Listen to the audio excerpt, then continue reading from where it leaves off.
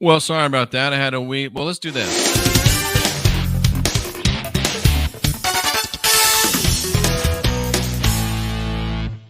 We had a wee little bit of equipment issue, but we got it solved. Welcome. We are live from the Heartland, the chilly Heartland. It's -5 degrees right now in the Heartland, but this information tonight is going to be red hot. We're talking tonight about Christmas and the surrender of the white race, focusing on the teachings from David Duke on the subject of the war on Christmas. Dr. Duke was invited to be here. I offered to put it off if he couldn't be here tonight. Didn't hear anything, but here we are anyway. We're going to go ahead full speed ahead with a deprogram that's very, very important to our movement and to our people. I think you're going to be very, very pleased with what we have tonight. Let's say hello to the great people on Rockfin. Charles Glenn is here. Nina is here. Christy's here. Cruz is here. Emperor Rex is here. John Peters, Cynthia, Joyce is here as well. Eric's here. And Richiavelli's here. And we're so glad to see all of you here for the Rockfin portion of the deprogram. We're also on the Unindoctrinate with Jeffrey Daugherty. We're on the Exvangelical. We're on the Watchtower, Flee the Watchtower channel. Ellen in Kentucky, we won't be here long, though. We will not be here long, unfortunately. Somebody I can't read's here. Looks like Korean. Scuba Maru's here. Smoochie is here. Snake Dagger, Observe, Rhonda Marlowe, Super Galactic, Steve Borg, Tammy Miles, Brian. Dukes is here. Nice to see you. Heather Cooper, Dana Young, KB52. Sarah Smile is here. Sarah Smile, nice to see you.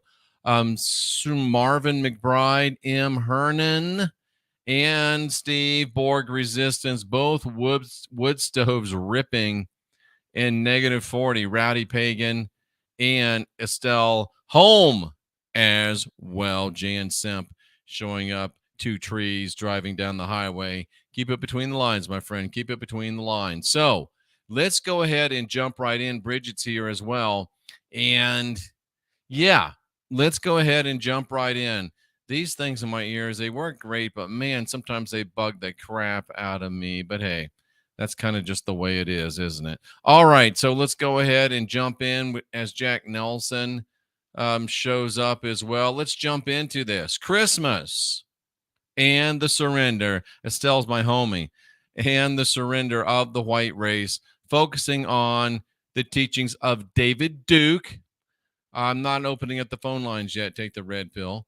Focusing on the teachings of David Duke. And I want to show you before we get started. Well, let me go ahead and show you this first slide.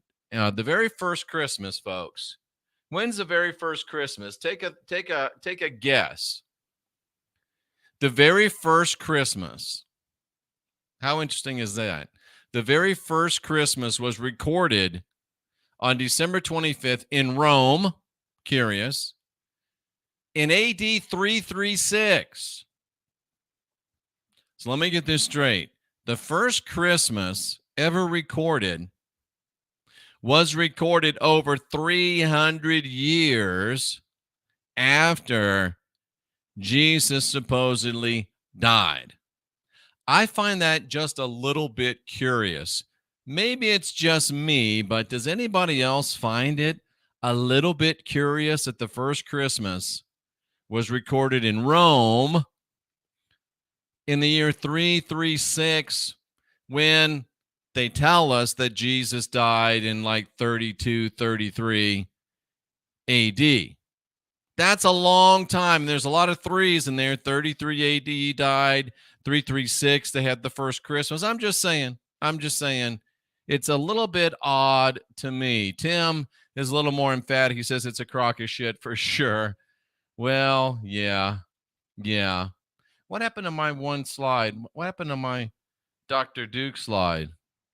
I had a slide on here where I sent Dr. Duke an email I asked him to be on the show if he'd like to be, and then I told him I would hold the show if he couldn't be here.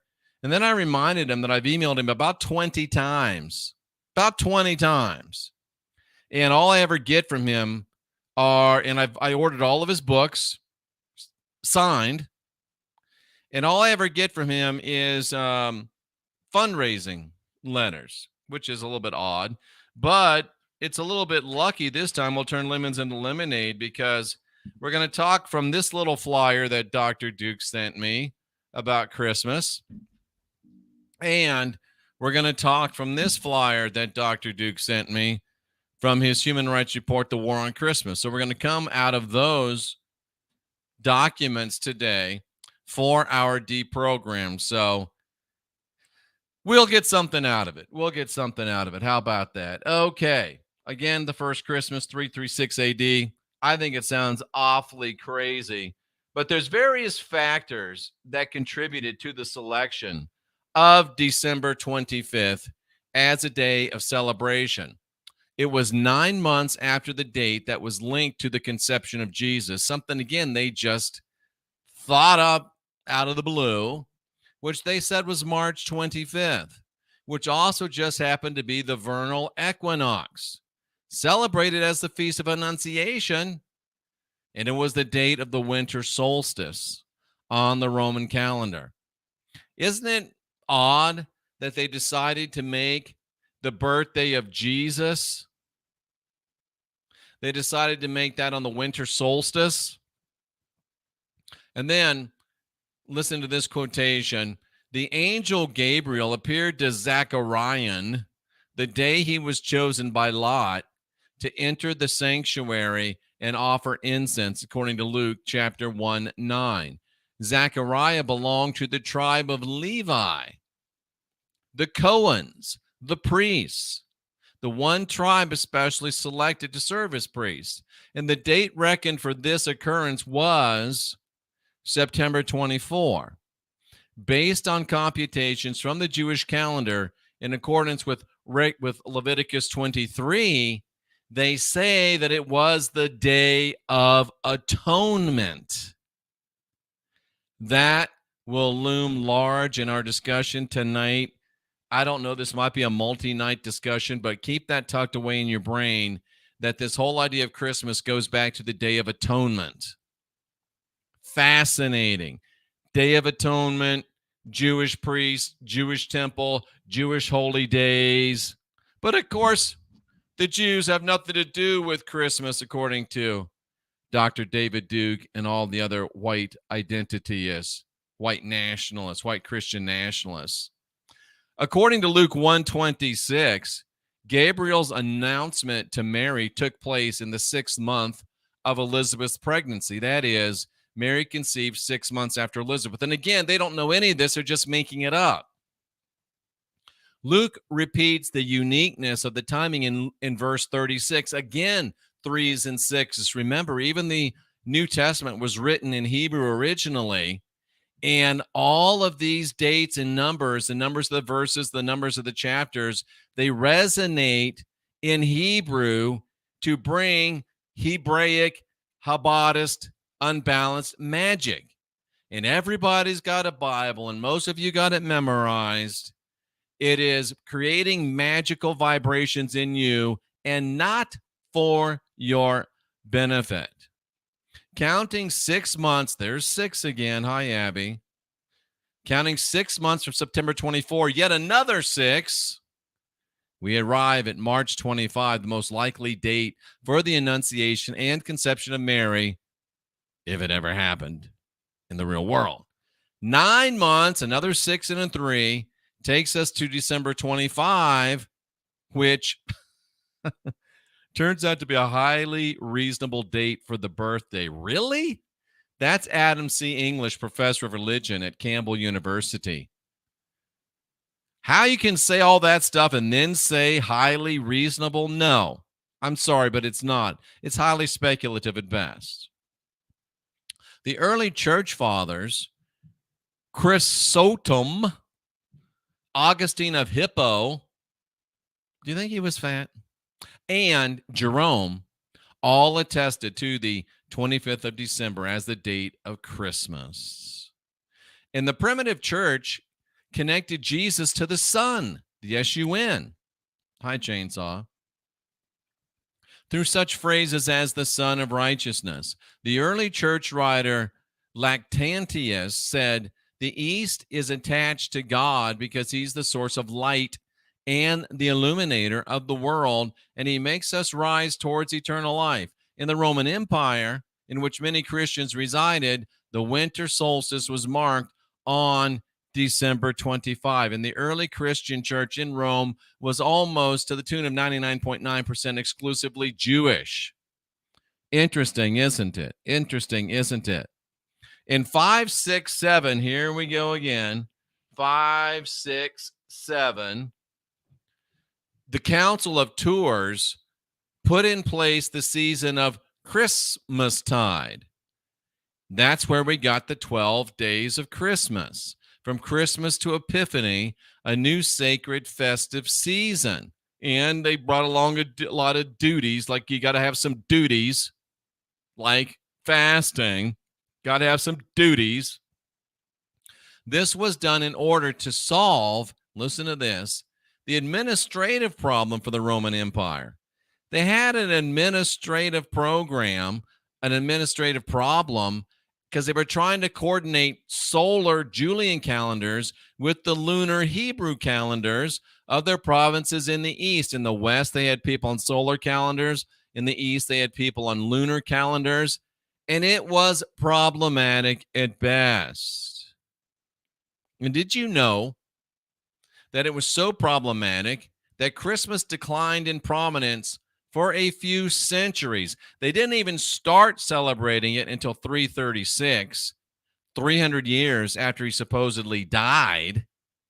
And then it goes into abeyance. They quit celebrating because of all of this fighting for another 500 years. The salty spotted dog of Ultramaga. So it wasn't until 800 AD that the church, everybody started regularly celebrating Christmas. Wait a second. Dude dies like 33 AD. Dude dies like 33 AD. And they don't start universally celebrating his birthday until the year 800. If we kept the same kind of records, we'd have never heard of George Washington, Benjamin Franklin, none of those people. So does anybody else find it a little curious that they waited 800 years to start celebrating this brother's birthday? And it took Charlemagne to be crowned emperor on Christmas Day. Charlemagne, the sole protector of the papacy. That's the Roman Pope. He also, this Charlemagne, he also campaigned against the pagan Saxons. He Christianized them upon penalty of death, which led to the massacre of Verdun, which we'll talk about. Can you understand what's saying here? They were not celebrating Christmas. All of a sudden comes Charlemagne. He becomes emperor. He decides it's time to celebrate Christmas. And then he goes out and starts killing every pagan that won't. Wow. That's really weird, isn't it? He reached the height of his power in 800 when he started having people celebrate Christmas again. And he was crowned emperor by the Pope. And it was on Christmas Day in St. Peter's Basilica in Rome. Wow. This is really strange, is it not? Oh, here's the red screen. That means I have to leave YouTube after this screen. Charlemagne's been called the father of Europe. And remember, as we found out in past deprograms, that all of our slavery comes from Europe. Our usury slavery, our religious slavery, slavery. All the people that rule over us, it came from Europe. And this guy was the father of Europe. And his reign brought us the Renaissance of the Western Church. What does that tell you? The Western Church was in abeyance. The Western Church was going down, Rooney, until Charlemagne showed up. And by the way, Charlemagne is Charles. You ever heard of any other King Charleses? And I'm sure it's a total coincidence. But Charlemagne, most of Europe's royalty are the direct ancestors of Charlemagne. And he realized, did Charlemagne, he realized that the Jews had tremendous business abilities. They had tremendous business abilities.